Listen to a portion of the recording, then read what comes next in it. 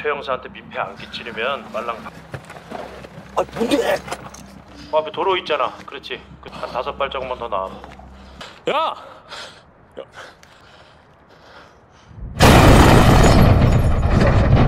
Bayangkan kamu sedang dalam hari yang sangat buruk, di mana semua yang kamu coba lakukan justru berbalik menjadi masalah. Begitulah kira-kira yang dialami oleh Ko Gun-soo, seorang detektif yang terjebak dalam serangkaian kejadian tak terduga setelah sebuah kecelakaan yang membuat hidupnya semakin rumit. Seperti apa kisahnya? Jadi begini ceritanya. Film ini dimulai dengan memperkenalkan Ko Gun-soo, seorang detektif polisi yang sedang dilanda duka. Malam itu setelah ibunya baru saja meninggal, Gun-soo harus buru-buru mengurus upacara pemakaman dan menyelesaikan tugas penting. Rekannya memintanya untuk datang ke kantor dan menyembunyikan barang bukti karena kejaksaan akan melakukan penggeledahan. Namun dalam perjalanan kekacauan datang begitu saja. Saat dia menghindari seekor anjing yang melintas, Gun-soo malah menabrak seorang pejalan kaki. Ketika dia mengecek korban, ternyata orang itu sudah meninggal. Dalam kepanikan, sebuah mobil polisi tiba-tiba muncul di tempat kejadian. Gun-soo yang panik berusaha menyembunyikan mayat korban di pinggir jalan. Dia berharap tidak ada yang melihat. Untungnya, mobil polisi itu melewati tanpa menyadari apa yang terjadi. Ini membuat Gun-soo berusaha cepat-cepat mengangkut jasad itu ke dalam bagasi mobil. Namun masalah belum selesai. Di ujung jalan, dia dihentikan oleh polisi lalu lintas yang mencurigai keadaan mobilnya yang rusak. Ketegangan itu memuncak saat Gun-soo dipaksa untuk keluar dari mobil dan polisi mulai menggeledah bagasi. 괜히 긴장하는 게 좀 수상합니다. Gun-soo yang takut ketahuan, dia pun pura-pura pingsan. Lalu polisi itu mengecek identitasnya dan terkejut ketika mengetahui bahwa dia adalah seorang detektif dan dia lebih tinggi pangkatnya dari polisi ini. Situasi pun berbalik ketika Gun-soo sadar, dia balik menghukum para polisi ini. Setelah kejadian tabrakan yang mengacaukan rencana, Gun-soo pun terlambat ke kantor. Jaksa sudah mulai melakukan penggeledahan dan semakin mencurigai isi laci meja miliknya. Saat dibuka, mereka menemukan tumpukan uang suap yang disembunyikan dengan rapi. Situasi semakin buruk ketika sebuah buku catatan ditemukan dan berisi daftar asal-usul uang haram itu. Gun-soo pun berusaha melindungi dirinya dan anak buahnya. Namun semuanya sudah terlambat. Kejaksaan sudah menemukan bukti yang sangat akurat. Di tengah kondisi ini, Gun-soo harus menghadapi kenyataan pahit bahwa ibunya yang baru saja meninggal harus segera dimakamkan. Dalam suasana duka, rekan-rekannya datang ke rumahnya. Tetapi mereka datang bukan untuk melayat, melainkan untuk memintanya agar tetap bungkam saat diinterogasi oleh kejaksaan. Mereka ingin dia menanggung semua kesalahan seorang diri agar mereka selamat dari kasus korupsi ini. 오빠, 엄마 입관한대. Ketika peti jenazah ibunya hendak ditutup, sebuah panggilan telepon berdering. Ternyata kejaksaan berencana menggeledah isi mobilnya. Dengan panik, Gun-soo pun menemukan ide yang brilian. Dia membeli beberapa galon dan memanipulasi situasi dengan menyuap penjaga ruang duka demi mendapatkan waktu berdua saja dengan jenazah ibunya. Dan di saat itulah Gun-soo yang panik mencoba merencanakan sesuatu yang gila. Dia berusaha menyembunyikan jasad korban tabrakan ke dalam peti mati ibunya. Di sini dia akan menyelundupkannya dengan masuk ke ruangan pemakaman yang memiliki ventilasi udara yang terhubung dengan parkiran mobil. Dengan bantuan mainan putrinya, Gun-soo pun mengikat jasad korban ke tali dan berusaha menariknya melalui saluran udara. Tapi apesnya, mainan itu bergerak sangat pelan dan mengeluarkan suara keras yang hampir saja menarik perhatian penjaga.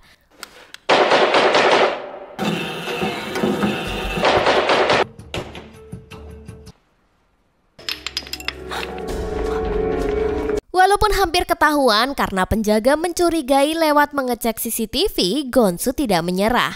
Dengan susah payah dia berhasil membawa tali itu melewati saluran udara dan menutup kembali segel peti mati ibunya. Kini tidak ada yang tahu bahwa di dalam peti itu ada 2 jasad. Namun ketika semuanya tampak selesai, tiba-tiba ponsel milik korban tabrakan itu berdering. Untungnya suara dering itu berhenti tepat sebelum petugas masuk ke ruangan.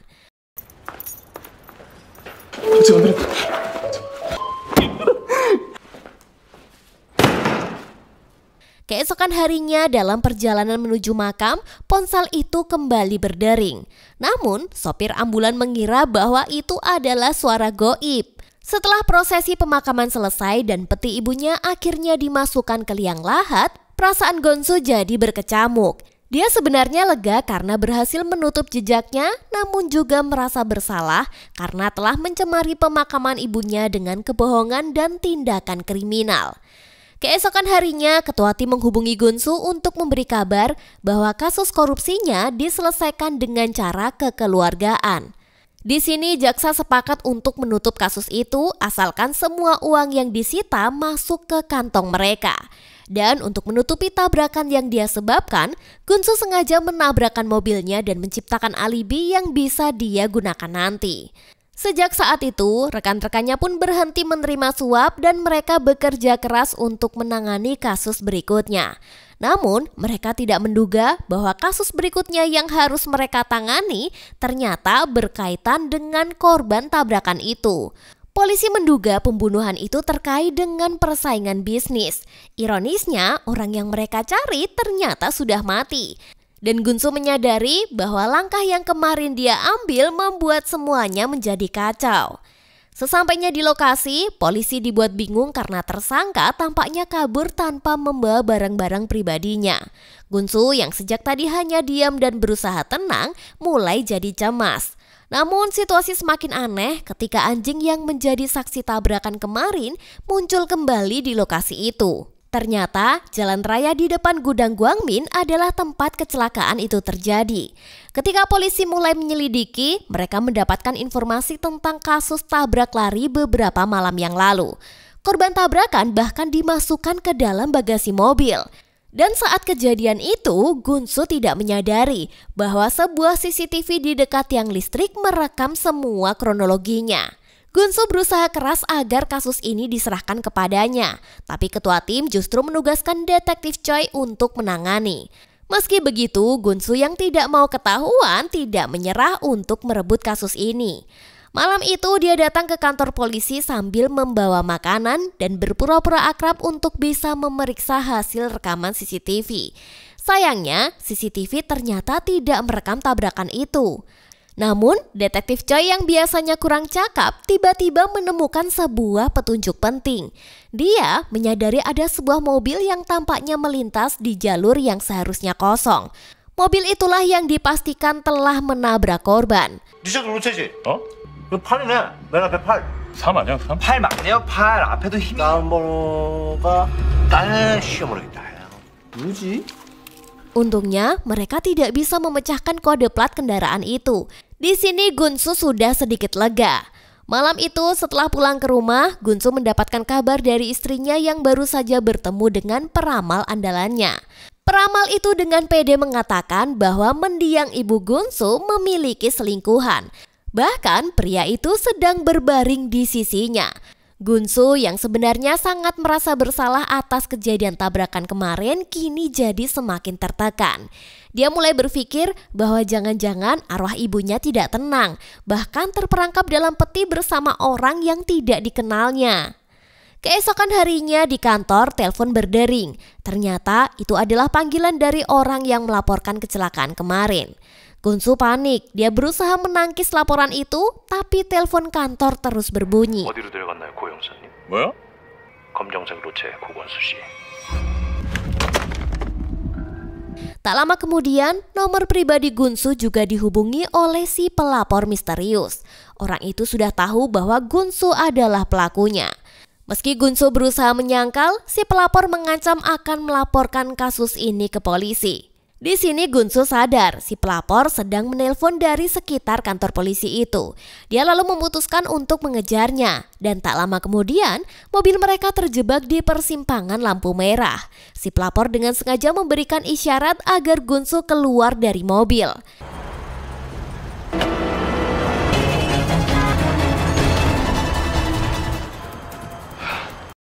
Saat itu terungkaplah siapa yang selama ini mengancamnya.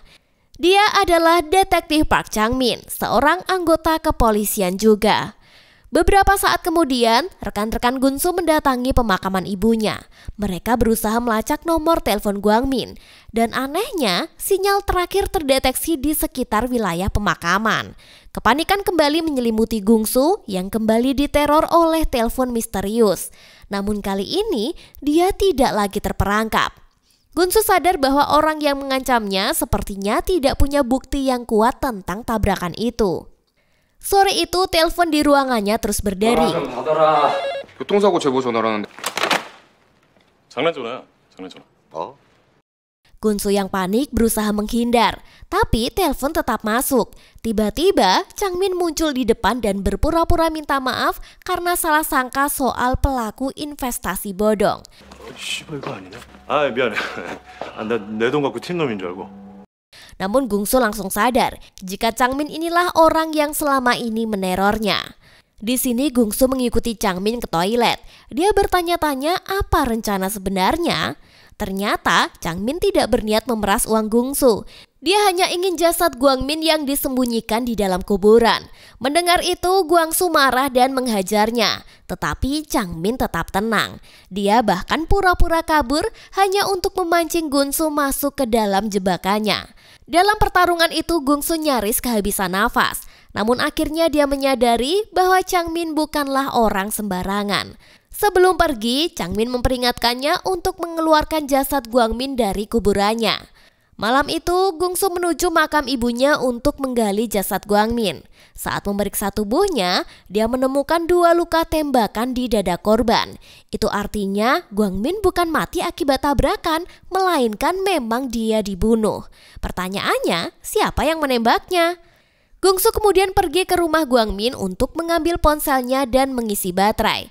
Begitu ponsel itu menyala, telepon langsung masuk dan suara di ujung telepon mengungkapkan bahwa Chang-min adalah pelaku utama pembunuhan ini. Dan kini Gunsu semakin bingung, apa ya motifnya? Gunsu meminta rekannya untuk melacak identitas penelpon itu. Namun di saat bersamaan, Detektif Choi secara tidak sengaja menemukan surat tilang yang membuktikan bahwa Gunsu adalah pelaku tabrak lari yang terjadi kemarin.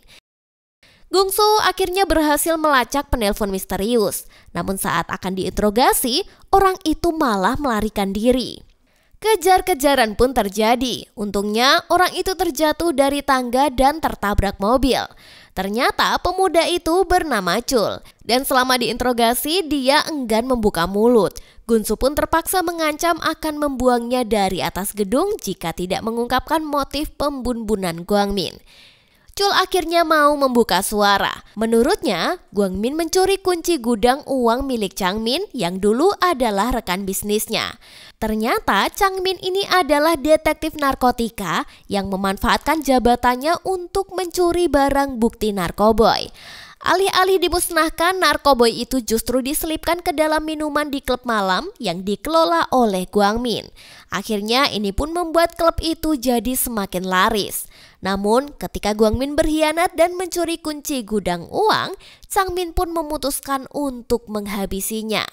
Gunsu kemudian kembali ke makam untuk mencari kunci yang dicuri. Setelah menemukannya, dia menyadari bahwa meskipun sudah ada bukti, Detektif Choi pasti tidak akan memahami keseluruhan dari kasus ini. Gunsu pun memutuskan untuk mengungkapkan semuanya di depan atasannya, dengan bukti bahwa Chang-min adalah sebagai pelakunya. Tiba-tiba, Detektif Choi merobek bukti tilang yang ditemukan dan memaafkan semua perbuatan Gunsu karena dia tidak tega melihat rekannya di penjara. Gunsu pun terharu dengan sikapnya. Dia mulai menceritakan kronologi kasus ini. Namun saat ponselnya berdering, sebuah suara di ujung telepon membuatnya kaget. Ternyata Changmin tahu persis di mana posisinya dan memerintahkannya untuk keluar dari mobil. Dan tanpa diduga, Choi ternyata tewas dengan kondisi sangat mengenaskan.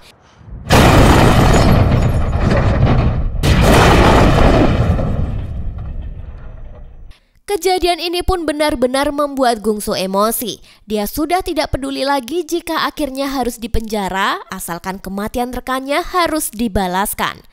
Dengan tekad bulat, Gungsu berjanji untuk menyeret Changmin ke pengadilan. 안녕하세요. 예, 반가워요. 예, 지금 집에 도착했어요. 그래요. 빨리 와요.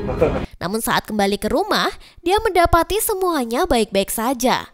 Ternyata ancaman itu hanya peringatan agar Gungsu tidak mengungkapkan kasus pembunuhan Gwangmin.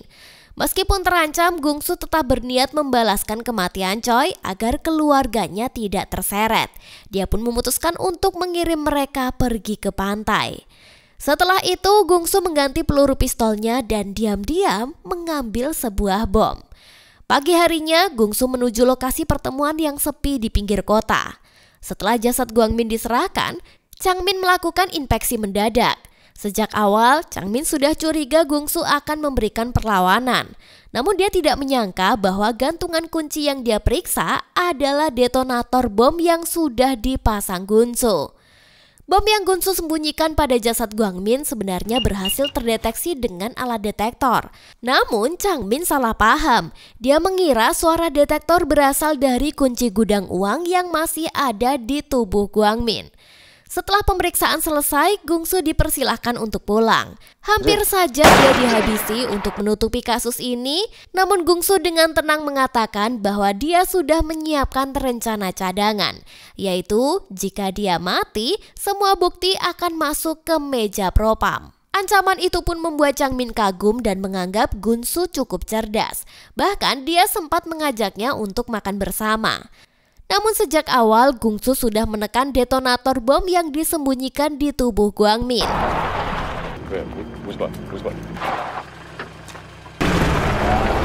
Dalam hitungan detik, bom pun akan meledak.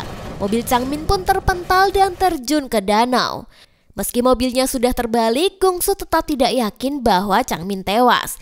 Dia menunggu dengan waspada dan siap melepaskan tembakan jika Changmin muncul. Setelah berdiam selama 2 menit, Gungsu akhirnya yakin jika Changmin memang benar-benar sudah tewas akibat ledakan itu. Setelah tiba di rumah, Gungsu mencoba menenangkan diri dengan berendam. Dia mempersiapkan diri untuk pergi menyusul istrinya yang sedang berlibur. Dia bahkan sempat meninggalkan pistolnya karena merasa tidak ada alasan untuk berjaga-jaga. Namun ternyata rencananya langsung terhenti ketika Park Changmin muncul kembali. Dengan wajah tenang, Changmin justru masuk ke rumah tanpa permisi. Di sini Gungsu benar-benar terpojok dan ketakutan. Perkelahian itu pun tidak bisa terhindarkan. Dalam kondisi terdesak, Gungsu pura-pura pingsan lagi. Dia berharap bisa mengambil pistol yang tersembunyi di laci lemari. Tapi nasib tidak berpihak kepadanya. Pelatuk pistol tersangkut pada baut lemari. Di sini dia hampir saja menembak dirinya sendiri. Tak punya pilihan lain, Gungsu pun mencoba bertahan dan bersembunyi di kamar. Namun, Changmin berhasil menghancurkan pintu dan semakin mendekat. Dalam kepanikan itu, Gungsu melompat ke jendela dan berharap bisa kabur. Tapi ternyata dia malah terjebak di ruang tengah. Setelah perjuangan panjang, akhirnya serangan tidak terduga dilancarkan olehnya dan malah memberikan luka fatal bagi Changmin. Keputusannya pun berubah menjadi kemenangan yang tidak terduga. Pertarungan ini pun semakin memanas, mereka bergelut di lantai saling dorong hingga tanpa sadar menemukan pistol yang terjatuh di bawah lemari. Dengan tergesa-gesa mereka berusaha merebutnya.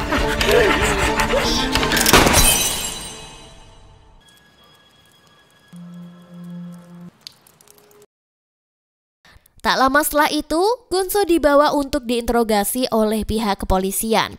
Kasus ini begitu rumit, terutama bagi petinggi kepolisian Korea yang bingung menetapkan siapa yang bersalah. Meskipun awalnya Gungsu tampak sebagai tersangka utama karena luka tembakan pada Changmin, Mereka akhirnya menyadari peran besar yang telah dilakukan Gungsu dalam membongkar sindikat narkoboy yang selama ini dijalankan oleh Changmin. Alhasil, Gunsu hanya dijatuhi hukuman ringan dan diminta untuk menjaga mulutnya agar kasus ini tidak mencoreng nama baik kepolisian. Namun meski tidak dijatuhi hukuman berat, Gunsu merasa malu dengan segala yang terjadi. Dan sebagai bentuk permintaan maaf kepada ibunya yang telah meninggal, dia memilih untuk mundur dari profesinya. Dia bahkan membangun sebuah ornamen di sekitar makam ibunya untuk mengenang jasa ibunya. Sambil berusaha melanjutkan hidup, Gunsu sempat berencana untuk menjual roti bakar keliling. Suatu hari saat bersantai di dekat makam, putrinya secara tidak sengaja menemukan sebuah kunci gudang uang yang jatuh kemarin. Keesokan harinya, dengan sedikit ragu, Gungsu memutuskan untuk mencari lokasi penyimpanan uang itu. Dan alamat itu dia dapatkan dari dompet milik Changmin. Ternyata, apa yang sebelumnya dia kira hanya kiasan, benar-benar ada. 찾아가시는 거죠? 네, 얼마나? 다요, 전부 다. 금고 주인한테 설명을 제대로 못 들으셨나 보네. 예?